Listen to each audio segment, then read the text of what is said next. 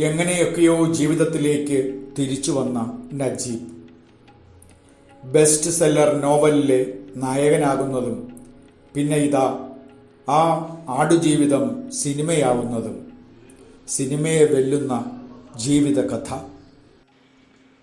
നാം അനുഭവിക്കാത്ത ജീവിതങ്ങളെല്ലാം നമുക്ക് വെറും കെട്ടുകഥകൾ മാത്രമാണെന്ന് ബെന്യാമിൻ ആടുജീവിതത്തിൽ പറയുന്നുണ്ട്. എങ്കിലും അനുഭവിച്ചതിൻ്റെ അത്ര തന്നെ തീക്ഷ്ണമായിരുന്നു നജീബിൻ്റെ വാക്കുകളിലൂടെ കേട്ടറിഞ്ഞ ജീവിതമെന്ന് നജീബിൻ്റെ ജീവിതത്തെ ബെന്യാമിന് പരിചയപ്പെടുത്തിയ മാവേലിക്കരക്കാരൻ ബഹ്റിൻ പ്രവാസി സുനിൽ കുമാർ.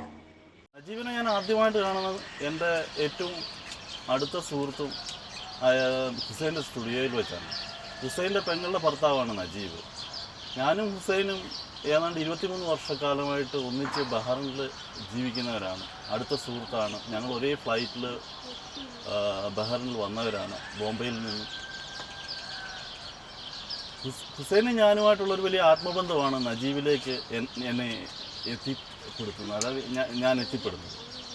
ഹുസൈൻ നജീബിനെ പരിചയപ്പെടുത്തിയതിന് ശേഷം പറഞ്ഞു, എവിടെയെങ്കിലും നജീബിനൊരു ജോലി ശരിയാക്കണം എന്ന് എന്നോട് ആവശ്യപ്പെടുമ്പോൾ ഞാൻ നജീബിനെ അടുത്ത് വിളിച്ച് വിശേഷങ്ങളൊക്കെ തിരക്കി. നജീബിനെ പ്രത്യേകിച്ച് അഭിപ്രായങ്ങളൊന്നുമില്ല, എന്ത് ജോലിയും ചെയ്യാം എന്നുള്ളൊരു സാധാരണ ഗൾഫിലെത്തുന്ന ഏതൊരു വ്യക്തിയും പറയുന്ന പോലെ എന്ത് ജോലിയും ചെയ്യാം എന്നോട് പറഞ്ഞത്. എന്ത് ജോലിയും ചെയ്യാമെന്ന് പറഞ്ഞു കഴിഞ്ഞാൽ എന്ത് ജോലിയാണ് ചെയ്യേണ്ടത് എന്നുള്ളൊരു ചോദ്യം അവിടെ നിൽക്കും. അപ്പം ഞാൻ ചോദിച്ചു, കഷ്ടപ്പാട് നിറഞ്ഞ ജോലിയാണെങ്കിലും ചെയ്യുമോ? ചെയ്യാം. ഞാൻ അനുഭവിച്ച കൂടുതൽ വലിയ കഷ്ടപ്പാടൊന്നും എനിക്ക് തരാമെന്ന് പറയുന്ന ജോലിയിൽ കാണില്ല എന്ന് പറഞ്ഞു. ഞാൻ അങ്ങനെ തിരിച്ചു പോയി. ഞാൻ ജോലി ചെയ്യുന്ന സ്ഥാപനത്തിൽ പരിസ്ഥിതി സംരക്ഷണത്തിൻ്റെ വകുപ്പിൽ ഒരു ജോലി നജീബിന് പെപ്സിയുടെയും പ്ലാസ്റ്റിക്കിൻ്റെയൊക്കെ ക്യാനും ബോട്ടിലും ഒക്കെ പെറുക്കുന്ന ഒരു ജോലിയുണ്ട്. അത് ചെയ്യാൻ നജീബിനെ കൊണ്ട് സാധിക്കും. വളരെ ശ്രമകരമായ ജോലിയാണ്. ഒരു 164 ഏക്കറോളം സ്ഥലത്ത് നടന്ന് ഇതൊക്കെ കളക്ട് ചെയ്യുക, അത് തരംതിരിക്കുക, കഠിനമായ ചൂടിൽ ഇത് ചെയ്യുക എന്ന് പറഞ്ഞു കഴിഞ്ഞാൽ വളരെ ബുദ്ധിമുട്ടുള്ളൊരു പണിയാണ്. നജീബിന് അത് ചെയ്യാൻ സാധിക്കുമെന്ന് ചോദിച്ചാൽ അത് പറഞ്ഞു, യാതൊരു ബുദ്ധിമുട്ടുമില്ല, ഇതിനെക്കാട്ടി വലിയ കഷ്ടപ്പാടുള്ള ജോലിയൊക്കെ ഞാൻ ചെയ്തിട്ടുള്ളതാണ്, എനിക്കിതൊരു പ്രശ്നമേ അല്ല, എങ്ങനെയും എനിക്ക് ആ ജോലി ഒന്ന് ശരിയാക്കി തരണം. ഞാൻ പറഞ്ഞു, എന്നാൽ ഒരു കാര്യം ചെയ്യും, നാളെ തന്നെ നജീബ് എൻ്റെ കൂടെ പോരെ. പിറ്റേന്ന് രാവിലെ കറക്റ്റ് സമയത്ത് തന്നെ നജീബ് എന്നെ കാണാനായിട്ട് ഞാൻ പറഞ്ഞ സ്ഥലത്ത് എത്തിപ്പെടുകയും നജീബിനെ കൊണ്ടുപോയി ഞാൻ ആ ജോലി എല്ലാം പറഞ്ഞു കൊടുത്ത് ഏൽപ്പിച്ച്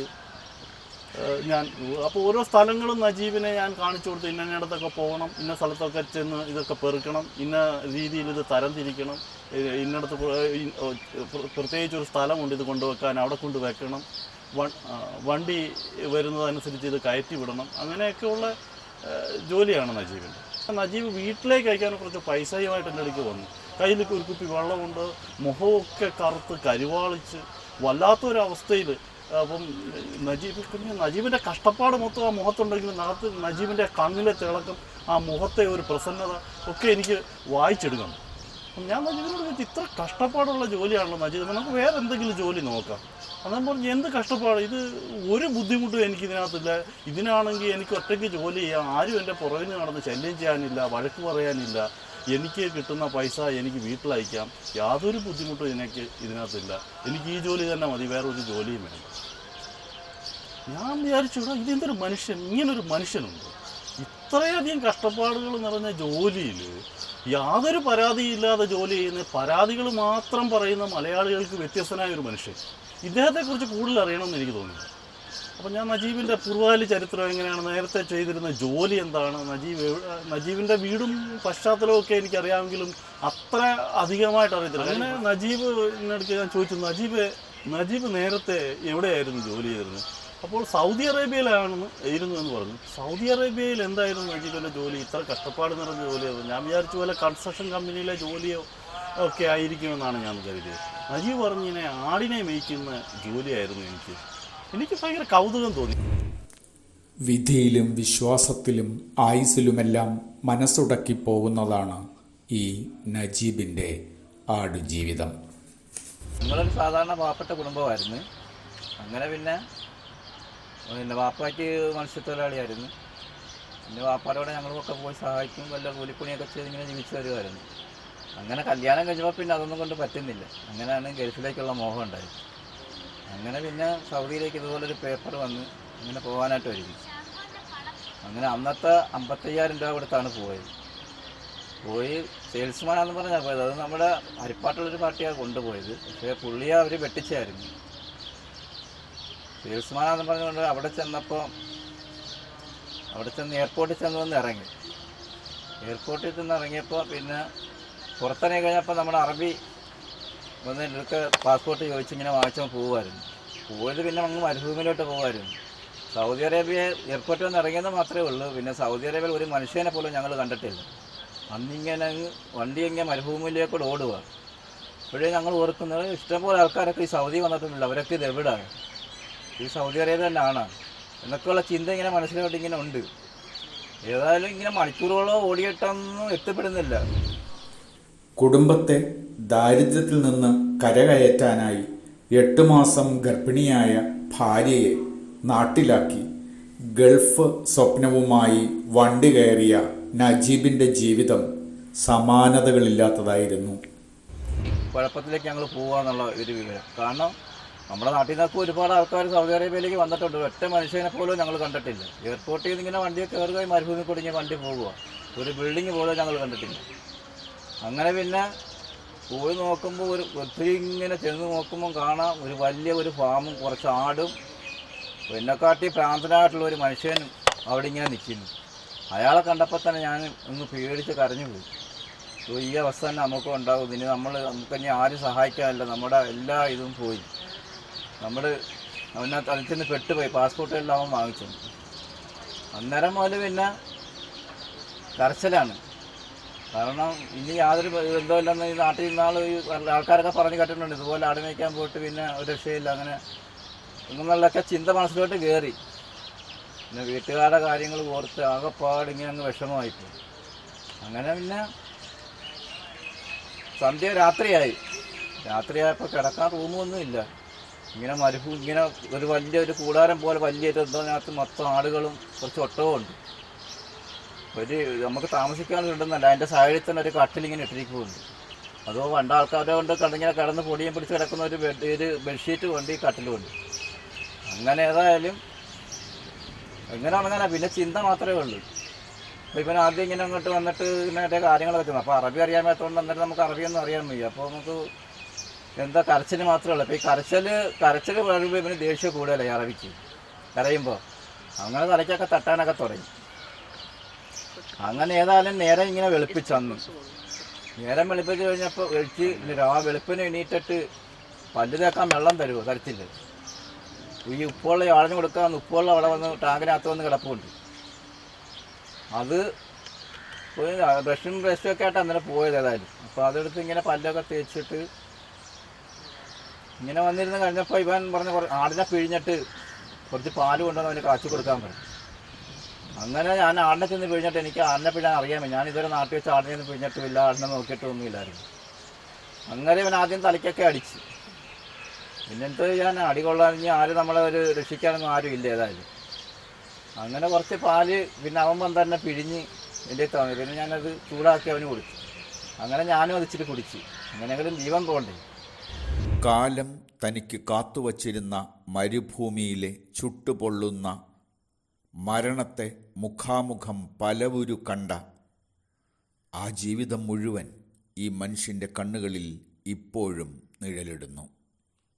വീട്ടിലെ കാര്യം ഓർത്തങ്ങ് വിങ്ങി പൊട്ടുവാണ്. എന്ത് ചെയ്യും, എങ്ങനെ അറിയും, നാട്ടുകാരിത് എങ്ങനെ അറിയും എൻ്റെ ഇങ്ങനത്തെ അവസ്ഥയെപ്പറ്റി? എൻ്റെ വീട്ടുകാരും നാട്ടുകാരൊക്കെ സൗദിയിലൊക്കെ ഉണ്ട്, അവരെ അറിയിപ്പിക്കുന്നത് എങ്ങനെയാണെന്നൊക്കെ ഉള്ള മനസ്സിന് ഇതാണ്. ഒരു രക്ഷയില്ല. അവൻ്റെ അടുത്ത് നിന്ന് ഇനി നമുക്ക് ആരെ അറിയിപ്പിക്കാനേ പറ്റത്തില്ല ഒന്നും. ഒരു ദിവസം ഈ അറബി ഇങ്ങനെ എന്തോ പ്രത്യക്ഷപ്പെടുന്ന പോലെ എവിടെയോ പോകുന്ന പോലെ രാത്രി പോയി. അങ്ങനെ പോകുന്നതിനിരിക്കും ഞാൻ ദൈവത്തിനെ വിളിച്ചതിൻ്റെ ഒരു ഫലമായിരിക്കും ആരോ ഒരാളിങ്ങനെ വന്ന് പ്രത്യക്ഷപ്പെട്ട് വന്ന് നമ്മളെ രക്ഷപ്പെടുത്തുവാണ്. പിന്നെ പോലെ എന്നെ അന്ന് ചാടിച്ച് കൊണ്ടുപോയി ഇങ്ങനെ ഒരുപാട് പോയി, ഓടി ഒരുപാട് പോയി അങ്ങ്. അങ്ങനെ മരുഭൂമിയിൽ കടന്ന് റോഡിൽ ചെല്ലാൻ ഭയങ്കര പാട്. റോഡിലെത്തുന്നതിന് ആദ്യം ഞങ്ങൾക്ക് വന്ന വഴി അറിയാം, പക്ഷെ ആ വഴി പോയാൽ ഇപ്പം പിടിക്കുമെന്ന് പറഞ്ഞ് വേറെ ഒരു റൂട്ടിൽ കൂടെ ഓടിയത്. 1.5 ദിവസം ഓടി ചെന്ന് റോഡിൽ വന്ന് കാണിച്ചപ്പോൾ അവൻ അവിടെ നിന്ന് പോവുകയും ചെയ്തു. അങ്ങനെ ഞാൻ ഇങ്ങനെ ഒരുപാട് മനുഷ്യനെ കണ്ടാലൊന്നും ആരും നമ്മളെ വണ്ടിയിലൊന്നും കയറത്തില്ല. അത്രയ്ക്ക് മുഷിഞ്ഞ് താടിയും വളർന്ന് മീശയും വളർന്ന് മുടിയൊക്കെ വളർന്ന് വെറും വികൃത രൂപമായിട്ടിരിക്കുവാണ്. ഏതായാലും നമ്മുടെ ഒരുപാട് വണ്ടിക്ക് കൈ കാണിച്ചിട്ടൊന്നും നിർത്തുന്നില്ല. അങ്ങനെ പിന്നെ ഈ ഒരു വണ്ടി നല്ലൊരു അറബി കൊണ്ടുവന്ന് നിർത്തുന്നിട്ട് ഞങ്ങൾക്ക് എവിടെ പോകണമെന്ന് ചോദിച്ചു. അന്നേരം ഇതുപോലെ ഈ കൊണ്ടുവന്ന് വിട്ട ആൾ പറഞ്ഞൊരു ബെത്ത എന്ന് പറഞ്ഞ സ്ഥലത്ത് മലയാളികളൊക്കെ ഉണ്ട്, അവിടോട്ട് കൊണ്ട് പറഞ്ഞാൽ മതി എന്ന് പറഞ്ഞു. റിയാദ് ബെത്ത എന്ന് പറഞ്ഞാൽ മതി എന്ന് പറഞ്ഞു. ഏതായാലും അറബി ചെക്ക് പോസ്റ്റ് ഒക്കെ കഴിച്ച് നല്ലൊരു അറബിയായിരുന്നു. കൊണ്ടുപോയി വിട്ടു തന്ന് അവിടെ കൊണ്ട് വിട്ടു തന്നു. ഒത്തിരി ഓടണം വണ്ടി ഓടിക്കൊണ്ടുവന്ന് വിട്ടു വന്നിട്ട് അങ്ങനെ ചെല്ലുമ്പോൾ ഒരു വ്യാഴാഴ്ച ദിവസമായിരുന്നു. ഈ റിയാദിൽ എത്തി, ബെത്ത എന്ന് പറഞ്ഞ സ്ഥലത്തെത്തി. അവിടെ മണ്ണിനുള്ളിടാൻ സ്ഥലമില്ല, അതുപോലെയാണ്. അന്നാണ് സൗദി അറേബ്യ ആദ്യമായിട്ട് കാണുന്നത്. ഇഷ്ടംപോലെ ജനങ്ങളെന്ന് പറഞ്ഞാൽ മണ്ണിടാൻ സ്ഥലമില്ല. അതുപോലെ മലയാളികളും മറ്റുള്ളവരും എല്ലാവരും ഇവിടെ. ഇനി എങ്ങനെയെങ്കിലും പിന്നെ നാട്ടിൽ വരണം എന്നുള്ളൊരു ചിന്ത മാത്രമേ ഉള്ളൂ. അങ്ങനെ നമ്മുടെ ഇന്ത്യൻ എംബസി വന്നിട്ട് ഇതുപോലെ പാസ്പോർട്ടില്ലല്ലോ, അങ്ങനെ അവരൊരു ഇത് തരും. പിന്നെ ടിക്കറ്റ് നമ്മളെടുത്ത് വെച്ചേക്കും. ആ ടിക്കറ്റ് ഇതുമായിട്ട് പിന്നെ അവിടുത്തെ വലിയ വരുന്ന അവരുടെ കൊടുക്കും. അങ്ങനെ 9 ദിവസം ഞാൻ കിടന്നു. 9 ദിവസം കിടന്നപ്പോൾ നമുക്ക് നമ്മുടെ ലിസ്റ്റ് പെട്ടെന്ന് വന്നു. അങ്ങനെ നാട്ടിലേക്ക് ബോംബെയിലേ ഉള്ളൂ. ബോംബെ വന്ന് ഇറങ്ങി 2-3 ദിവസം കഴിഞ്ഞ് ട്രെയിനകത്ത് ഞാൻ പൈസ ഒന്നും ഇല്ലായിരുന്നു. പിന്നെ ഓരോരുത്തരെയൊക്കെ പിടിച്ച് കൂടെ വന്നവർ സഹായിച്ച് പിന്നെ നമ്മൾ കായംകുളത്തെത്തി. ആയുസിൻ്റെ വലിപ്പം കൊണ്ട് മാത്രം മരുഭൂമിയിൽ നിന്ന് 3.5 വർഷങ്ങൾക്ക് ശേഷം ജീവനും കൊണ്ട് രക്ഷപ്പെട്ട നജീബ്.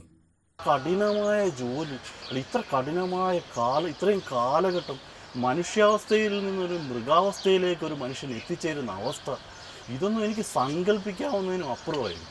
അന്ന് രാത്രി ഞാൻ ഉറങ്ങിയില്ല. പിറ്റേന്ന് എനിക്ക് ഇതിനെക്കുറിച്ചുള്ള ചിന്തയായി. ഈ ഒരവസ്ഥ വേറൊരു മനുഷ്യനും ഉണ്ടാകരുത് എന്ന് ഞാൻ തീരുമാനമെടുത്തു. ഇതെങ്ങനെയെങ്കിലും പുറം ലോകം അറിയേണ്ടതാണെന്നും ഇതിനെക്കുറിച്ച് എഴുതേണ്ടതാണെന്നും ഇത് ജനങ്ങളിൽ എത്തിപ്പെടേണ്ടതാണെന്നും നജീബ് എന്ന് പറഞ്ഞ വ്യക്തി വേറിട്ട വ്യക്തിത്വമാണെന്നും മനസ്സിലാക്കിയത് കൊണ്ട് തന്നെ എനിക്കറിയാവുന്ന എൻ്റെ ഏറ്റവും അടുത്ത സുഹൃത്തായ ബെന്യാമിനെ ഞാൻ സമീപിച്ചു. നജീബ് എന്ന് പറഞ്ഞ ഒരു വ്യക്തിയുണ്ട്, ബെന്യാമിനെ അറിയാവുന്നതാണ്. ബെന്യാമിൻ നജീബിനെ ദിവസം കാണുന്നത്. പക്ഷേ ഇദ്ദേഹത്തിൻ്റെ പുറകിൽ ഇങ്ങനെ ഒരു വലിയ കഥയുണ്ട്. അത് എങ്ങനെയെങ്കിലും ബെന്യാമിൻ എഴുതണം. ബെന്യാമിൻ വളരെ നിസ്സാരമായിട്ട് സാധാരണ ഒരു എഴുത്തുകാരനെ സമീപിച്ച് കഴിഞ്ഞ് കഴിഞ്ഞാൽ ഇങ്ങനെ കഥയുണ്ട് എഴുതാമോ എന്ന് ചോദിക്കുന്ന രീതിയിൽ. പക്ഷേ എൻ്റെ ഒരു സമീപനം, ഞാൻ നിരന്തരം ബെന്യാമിനുമായിട്ടുള്ള ഒരു നിർബന്ധം, നജീബിനെക്കുറിച്ച് കൂടുതൽ അറിയാനും നജീബിനെക്കുറിച്ച് കൂടുതൽ അറിയാൻ വേണ്ടി ബെന്യാമിൻ ശ്രമിക്കുകയാണ് പിന്നീടുണ്ടായത്. അതിനുശേഷം ബെന്യാമിൻ നിരന്തരമായി നജീബിനെ കാണുകയും നജീബിൽ നിന്ന് കാര്യങ്ങൾ മനസ്സിലാക്കുകയും നജീബിൻ്റെ കഥ എഴുതാമെന്ന് ബെന്യാമിൻ സമ്മതിക്കുകയാണ് ഉണ്ടായത്. ബെന്യാമിൻ എന്ന എഴുത്തുകാരനിലേക്ക് ആടുജീവിതമെന്ന നോവൽ രചനയ്ക്കായി നജീബ് എന്ന ജീവിച്ചിരിക്കുന്ന നായകനെ എത്തിച്ച കഥയാണ് സുനിൽകുമാർ പറയുന്നത്. ഒരു എഴുത്തുകാരനെ സംബന്ധിച്ചിടത്തോളം തികച്ചും സാങ്കല്പികമായ ഒരു കഥാപാത്രത്തെ സൃഷ്ടിക്കുക എന്നത് എനിക്ക് തോന്നുന്നു കുറേ കൂടി എളുപ്പമുള്ള ഒരു സംഗതിയാണ്. പക്ഷേ ആടുജീവിതത്തെ സംബന്ധിച്ച് പറയുമ്പോൾ, അല്ലെങ്കിൽ നജീബിനെ കുറിച്ച് പറയുമ്പോൾ, അത് റിയലായിട്ടുള്ള ഒരു കഥാപാത്രമാണ്. അദ്ദേഹത്തെ എങ്ങനെ കഥയിലേക്ക് സന്നിവേശിപ്പിക്കുക എന്നതായിരുന്നു എൻ്റെ ആടുജീവിതത്തിൻ്റെ രചനയിലെ ഏറ്റവും വലിയ വെല്ലുവിളി നിറഞ്ഞ നിമിഷമെന്ന് എനിക്ക് തോന്നുന്നു. തികച്ചും അതിന് ആവശ്യമായി വന്നത് എന്ന് പറഞ്ഞാൽ ഒരു പരകായ പ്രവേശനം എന്ന തരത്തിൽ പറയാവുന്ന തരത്തിലുള്ള ഒരു മാനസിക വ്യാപാരമാണ് നജീബിലേക്കുള്ള എൻ്റെ മാനസിക പരിവർത്തനം എന്നാണ് നമ്മൾ പറയാം. ഭൂമിയുള്ളിടത്തോളം കാലം അക്ഷരങ്ങളാൽ രേഖപ്പെടുത്തപ്പെട്ട ജീവിത കഥയുണ്ട്. ബെന്യാമിൻ്റെ ആടുജീവിതം. ആടുകൾക്കൊപ്പം ചത്തു ജീവിച്ച കഥ എന്നേക്കും സൂക്ഷിക്കാവുന്ന ചിത്രമായി സിനിമയുമെത്തുന്നു. പൃഥ്വിരാജിൻ്റെ ബ്ലസ്സിയുടെ ആടുജീവിതം, ദ ഗോഡ് ലൈഫ്.